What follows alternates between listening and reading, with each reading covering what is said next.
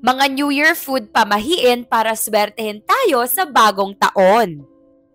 Una, dapat meron tayong 12 round fruits sa ating handaan, sa ating table. Because those round fruits will represent each month of the year. Nasaswertehin tayo sa bawat buwan.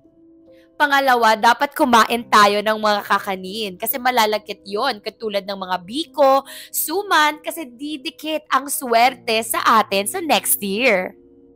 Pangatlo, kapag nag-midnight na, kailangan natin kumain ng 12 grapes. So mag-ingat kasi huwag tayong mabalukan, bakulan, basta na-choke, okay?